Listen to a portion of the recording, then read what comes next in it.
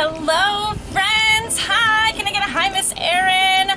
I'm so excited. It is day 3 of Sun Camp. I hope you have your day 3 bag ready. We're going to do some really fun things today. We have been talking about birds and why they're so amazing this whole week. So we learned about some really cool birds that do really amazing things, and we did the Bird Olympics.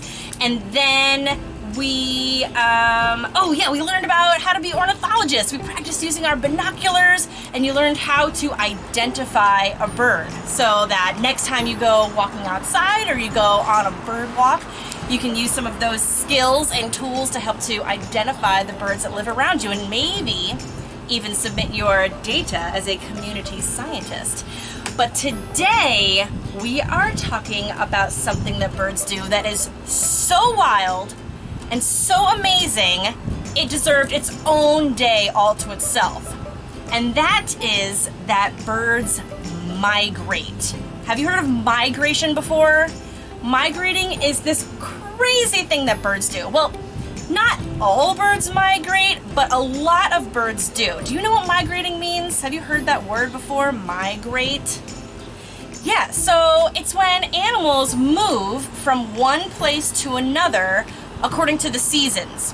And then do they stay in that new place? No, they move back, okay? So it's the seasonal movement of animals from one home to another home.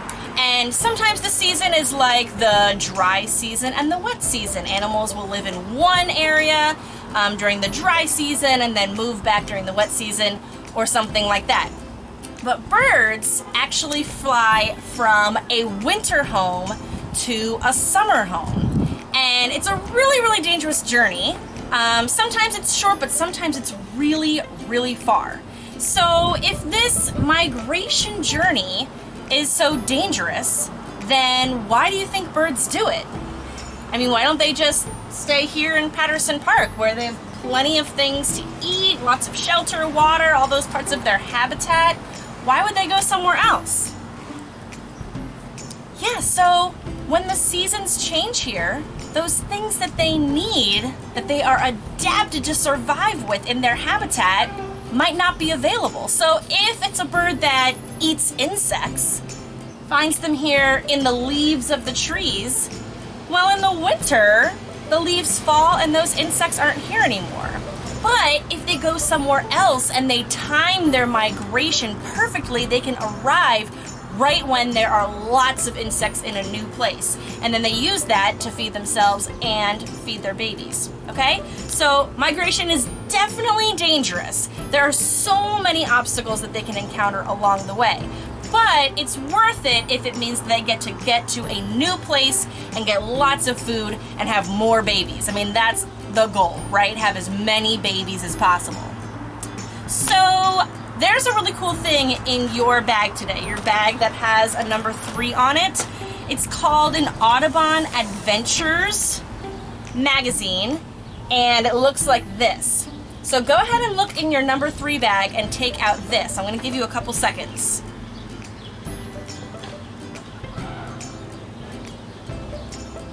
Alright, so on the cover of this copy of Audubon Adventures, which is called Birds on the Move, and it's all about birds migrating, there's a little story here called Hope's Long Journey. And there's also a map, okay? So this map, right, looks a lot like this. It's a globe. We've seen a globe. And this map is showing us the path, the migratory pathway that this bird takes.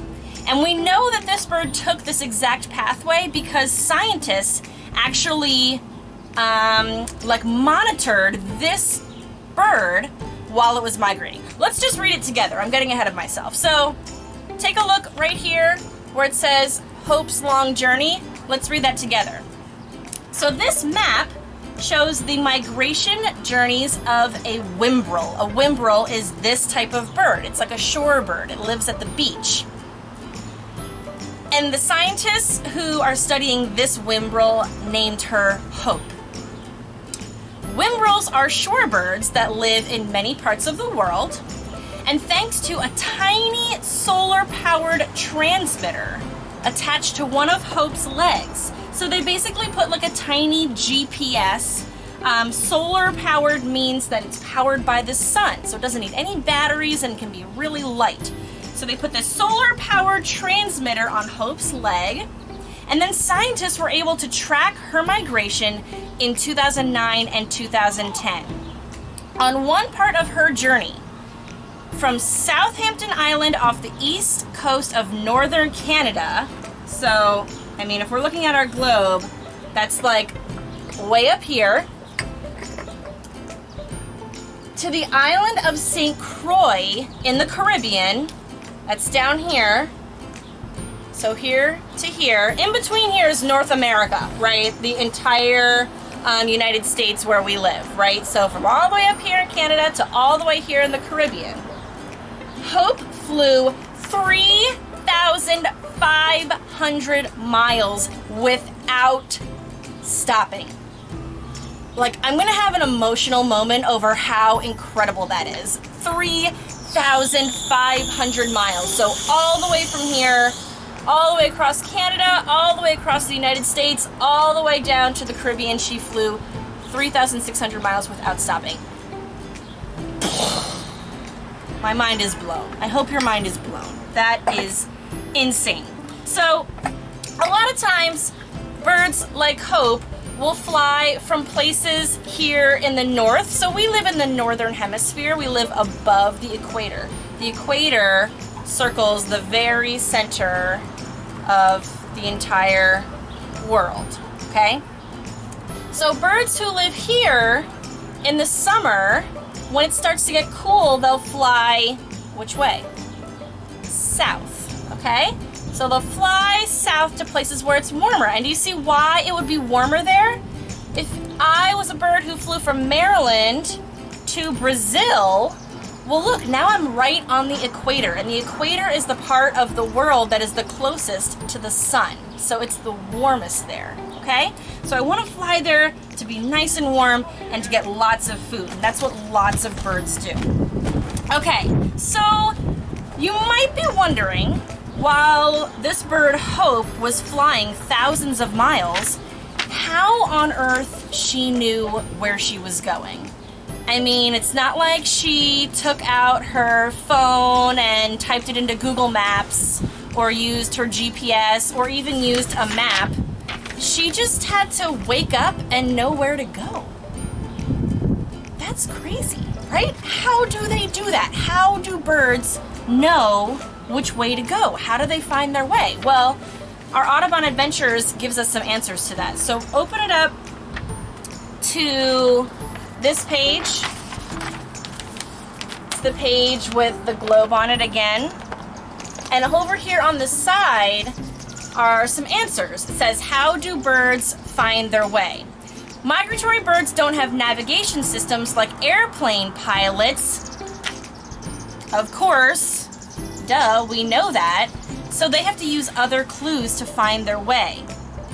And the paths that they take depend on like what kind of bird they are, right? So that's what this map over here is showing us. There are shorebirds like Hope the Wimbrell. They have their migratory pathways in orange, okay? So if you look at the map and you see the orange lines, those are the shorebirds. And look, they fly over the open water for a really long time, where the land birds in yellow, they have to mostly stay over the land. Look at the raptors. We're gonna talk about those in a little bit. The blue lines, they kind of fly down the coasts and down the mountains, okay? So these different pathways that birds take have a name. They're called flyways. Think of it like highways, but in the sky. They're flying, so highways, flying, flyways. That makes sense, right? Okay, so, gotta rearrange my sit-upon. So, how do birds find their way? Over here on this side, there are some ideas. So one of the ways that scientists think that birds find their way is just by instinct. So somehow birds have this built-in knowledge in their brains that helps them know instinctively where to go. Have we heard of instinct? It's just kind of like your body knows what to do without really thinking about it. It's kind of like we blink and we do other things involuntarily without thinking about it. That's kind of like instinct. Okay, so another way birds might be able to find their way is by experience. Maybe their parents are showing them the way and they know the way because they've done it before, okay? We know what that's like. If we don't know how to get somewhere, but we're with someone who does, then we just follow them, right? They know from experience. One other idea is smell. Scientists think that maybe some birds can smell when they are getting close to their destination. That kind of makes sense. Have you ever been to like the ocean or a forest? Those places kind of have a distinct smell, right? Like when you get to the beach, it kind of smells salty and sandy. Okay, so that makes sense. Maybe some birds use their sense of smell. Oh, or by sound. Maybe the same thing. They can hear the waves crashing on the shore, or they hear the wind flowing over the mountains. Maybe that sound helps them to navigate and know where to go. Now this next one I think is a big one. When birds fly, when they're migrating, they don't stay down close to the ground. They go way high up in the sky so they can see a really long way. That's why it's called a bird's eye view. When you can see in all directions down to the ground, we call that a bird's eye view. And birds are able to look down while they're flying and see different landmarks. So things like mountains or rivers, or coasts, or maybe even the city of Baltimore. Maybe they look down and see Patterson Park, and that's how they know they're going the right direction. So those are called landmarks. Maybe they use their sense of timing, so they know how far to fly in a certain amount of time. This one's super cool. Many birds use the position of the sun and the patterns of the stars to help them navigate. Did you know that a lot of birds migrate at night? Yeah, so they use the daytime to eat a lot and make sure that they are rested up for their long journeys. There's lots of predators during the day, so they tend to hide. But at night, the stars come out and the birds can use the constellations to navigate and find their way. That's crazy! I mean, you've heard of the North Star. Maybe they look for the North Star and that's how they know they're going north. This last one, I think, is maybe the craziest one. Maybe you'll agree. It says, birds can sense Earth's magnetic field and use it as a compass. Have you ever used a compass before? So a compass tells us which way is north, south, east, and west using the magnetism of the Earth. You've probably heard of the North Pole. So on our globe, where is the North Pole? Can you point it out? Yep, right at the very top. So the North Pole is all the way at the top of the world where the Arctic is. There's the Arctic Ocean, and there's some land up there. And now where's the South Pole? Can you tell me? Yep, right down here at the bottom. So the South Pole is where Antarctica is, all right? So the Earth has a magnetic field, and birds can sense which way is north and which way is south using that magnetism in their brain. Can I tell you about a crazy science experiment that scientists did, and this is how they know that birds can sense the magnetism of the world? So scientists put some birds in a dark space. There was no light. The birds couldn't see anything or sense anything. But every single time, the birds traveled in the same direction. They always traveled north, or they always traveled south, okay? The reason they know which way they went is they put some ink on the bottom of the bird's feet, and then they could see the footprints of the birds. and they could see that they always went in one direction. So the birds somehow must have been able to sense which way was north, south, east, or west, which is pretty crazy, right? So here's where you get to practice seeing if your inner instinct and sense of the Earth's magnetism is as good as a bird's. So, you do have a compass in your bag, but we're not gonna get it out yet, okay?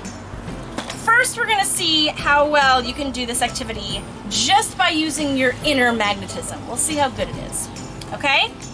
So, I'm going to give you some instructions. You're gonna need to stand up and you're gonna need to be in a big space, okay? Are you ready? Okay. I'm gonna give you 6 different instructions, 6 different directions. And at the end of those 6 directions, you should be standing back in the same spot where you are now. Okay? This is kind of a fun test. So, first, I want you to take 5 steps south. Okay, so you probably don't know which direction south is, but maybe just choose one direction to be south, okay? Take 5 steps south. Okay? Now, are you there? Are you in your new spot, 5 steps south? Now, I want you to take 10 steps east. Okay, so you just went south, turn which direction you think is east, and take 10 steps. I imagine this is going kind of crazy, and I really wish I was there to see you doing it.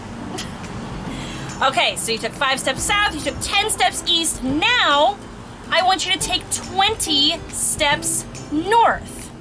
Now, as a clue, north and south are opposite, so you should be moving in the exact opposite direction of your first move. You went 5 steps south, 10 steps east. Now you should be going back the other direction, 20 steps north. 20 steps.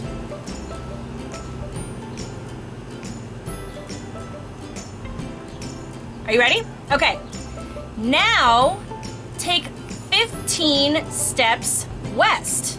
So remember when you went east, you're gonna go the opposite way. You took 5 steps south, 10 steps east, 20 steps north, 15 steps west.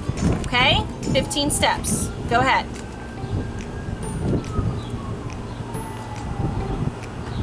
All right, after those 15 steps west, you're going to take 15 steps south. Okay, so that's the same direction as the first direction that I gave you. 15 steps south. Go ahead.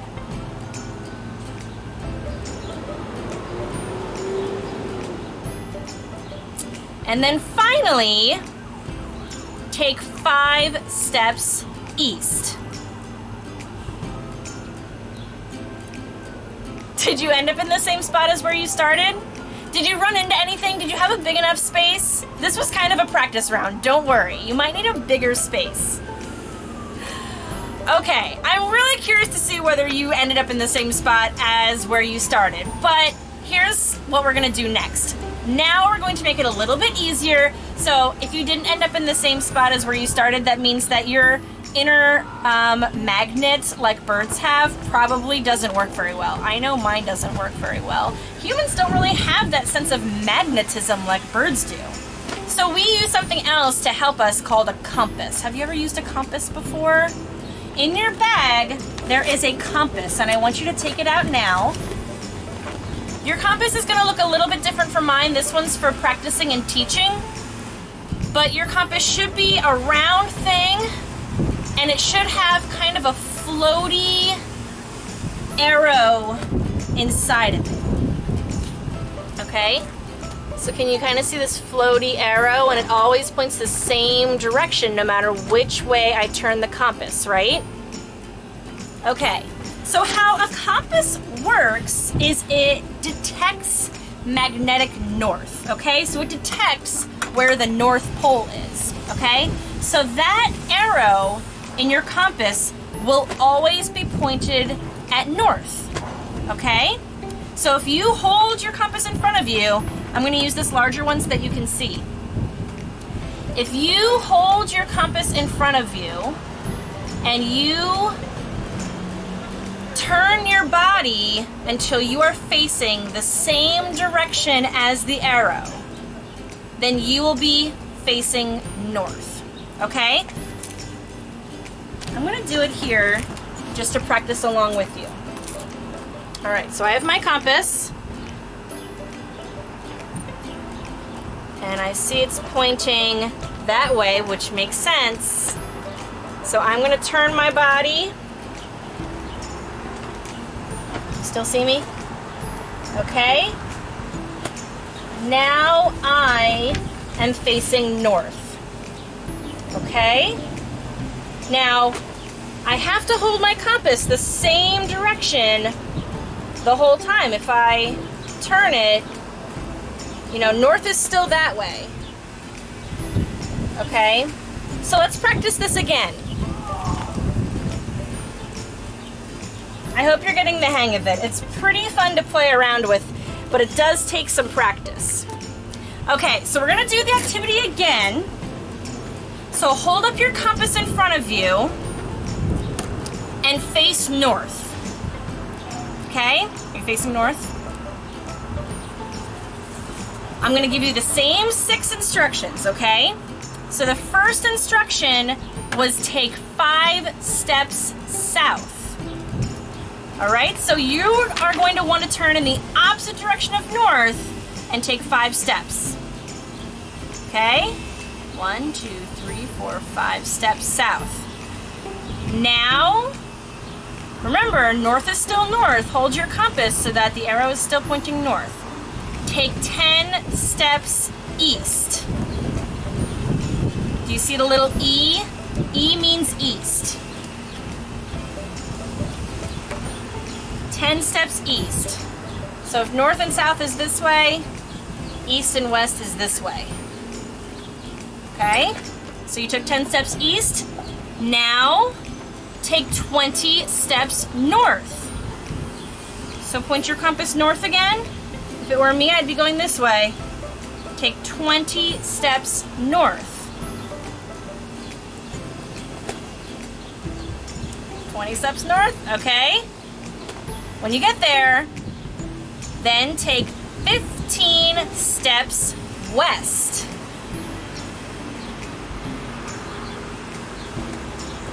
Gosh, I wish I was there to see you doing this because I'm sure it's so funny. 15 steps west, okay? Are you there? Now take 15 steps south.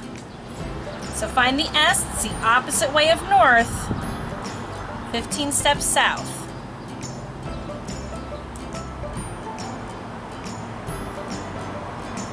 And then finally, last one, take 5 steps east.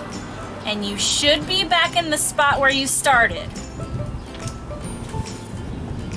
Did it work? Did you end up in the same spot where you started? Maybe you need some more practice. Isn't it amazing that birds can do that without a map or a compass? They just somehow in their brains, they're adapted. We talked about adaptations. They're adapted to know which way to go, which is pretty amazing. And they can travel the whole world just using that magnetism and instinct and landmarks and constellations and those other things we talked about. So, in addition to our friend Hope, I already lost mine here. In addition to our friend Hope the Wimbrell, there are some other amazing migrating birds. Audubon Adventures calls them migrates. Get it? That's a joke. That's a pun, because they're really great at migrating. So they are migrates, yes. So the first migrate is a bird called an Arctic tern. So we probably should have put the Arctic tern in the Bird Olympics. I mean, it's not the fastest or the biggest or even the weirdest bird in the world, but it has the longest migration of any other bird. Some scientists actually tracked some Arctic terns as they were migrating. Here's what this bird looks like. Okay, it's very fast and sleek and aerodynamic looking. So some scientists tracked this bird as it flew from the Arctic tundra, so that's basically up near the North Pole, and it flew all the way to Antarctica. In 1 year, this Arctic tern will fly 60,000 miles. How do they do it? 60,000 miles in 1 year. That is incredible. So that is the record for the longest migration of any bird. 60,000 miles in 1 year. That's crazy. Another migrate, gosh, I love that pun, is this little bird. This little bird called a ruby-throated hummingbird.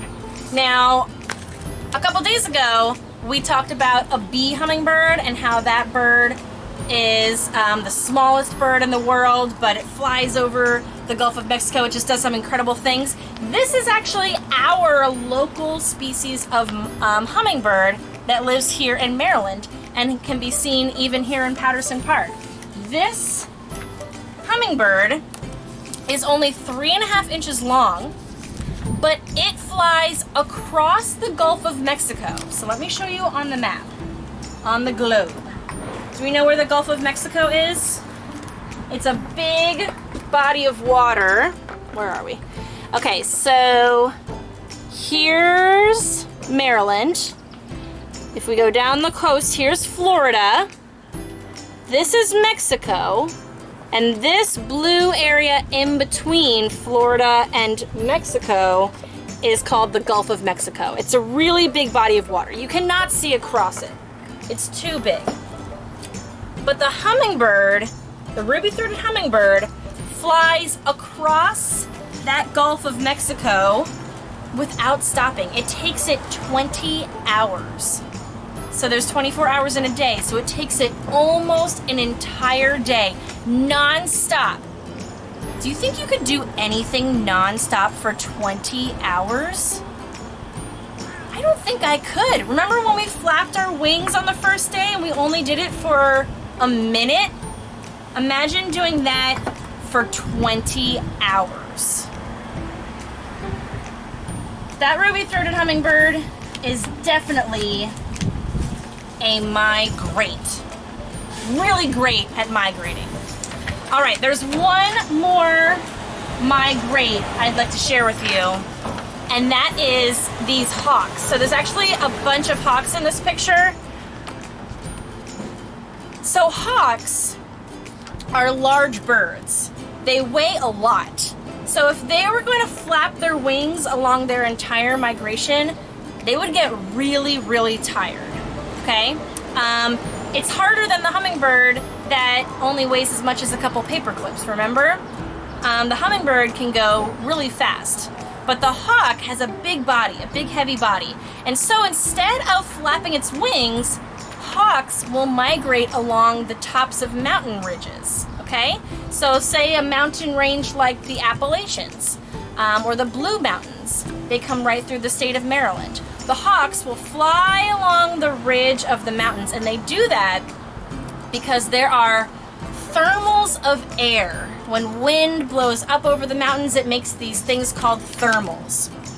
And these air currents make it so that hawks can just kind of soar on them and use these thermals so that they can keep up in the air without having to flap their wings. So if you look in this picture, you can sort of see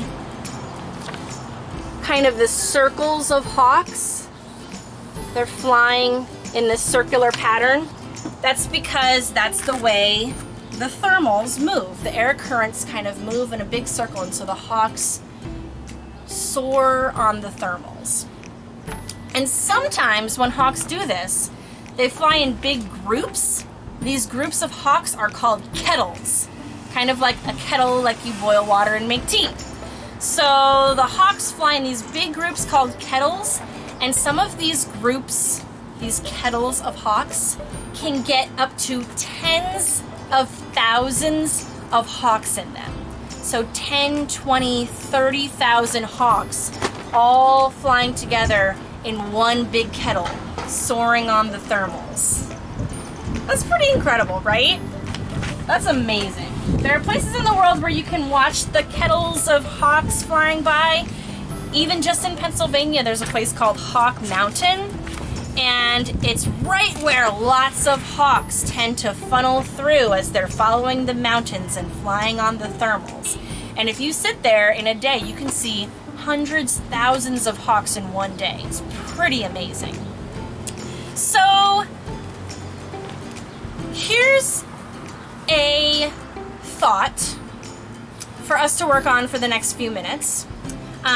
We've learned about how birds are able to orient themselves and navigate themselves, how they're able to find their way. And we've learned about some amazing birds that migrate and fly incredible distances or use incredible means to complete their migration. So these birds are pretty incredible, and they can fly anywhere in the world, wherever they want to go. They just fly there, which is a pretty cool thought. So I thought what we could do for our journaling today is write about where you would want to fly if you could migrate. Okay? So you're going to need your journals. That was from earlier this week, so hopefully you still have them nearby. If you want, you can pause the video and go and get your journal and a pencil and then come back. So, just like we've done before, find a comfortable spot to sit down or lie down. I have my towel. I'm going to make myself some space here. I'm going to set a timer for 5 minutes. And I'm going to put on our relaxing journaling sounds so we can feel like we're out in nature. So find your comfortable spot, sit down or lie down, open up your journal, and write about where would you migrate if you could fly anywhere you wanted. I'm going to get our sounds ready.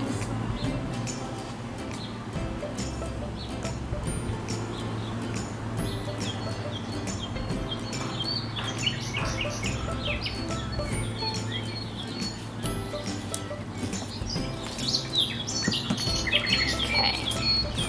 I'm going to set a timer for 5 minutes.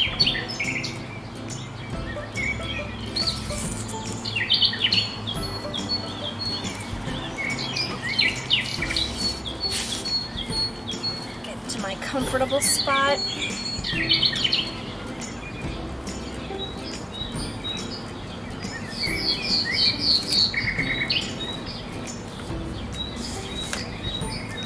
Where would you migrate if you could fly anywhere in the world?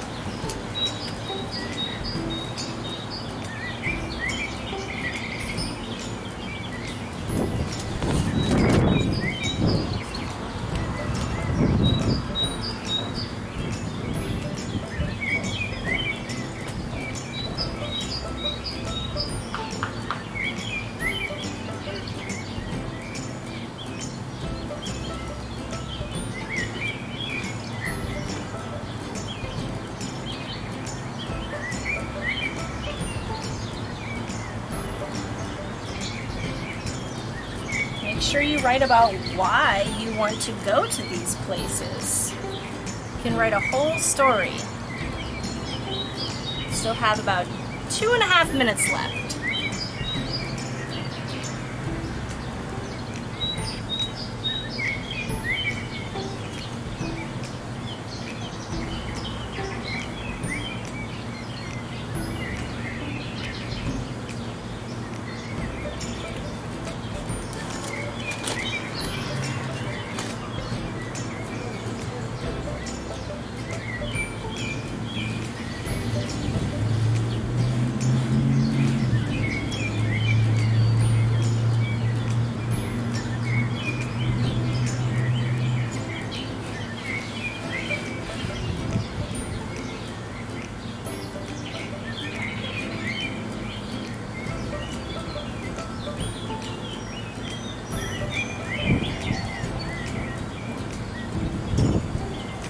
Always add some pictures to your journal if you want to.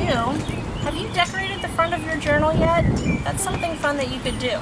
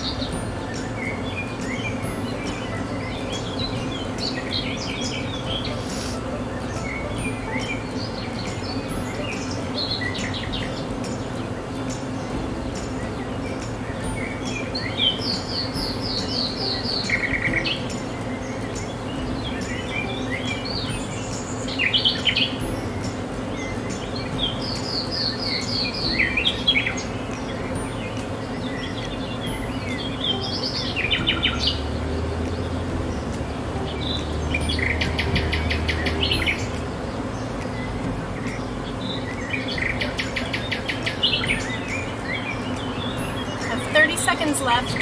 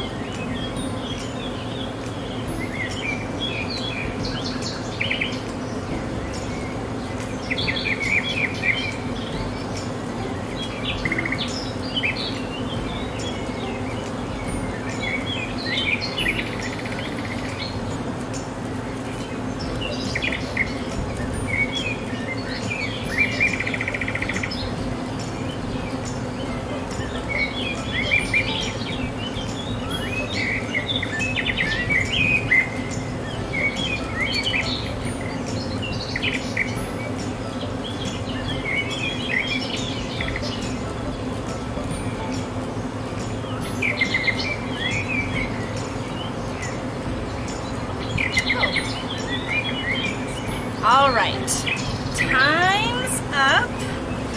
Turn to somebody and tell them what you wrote about.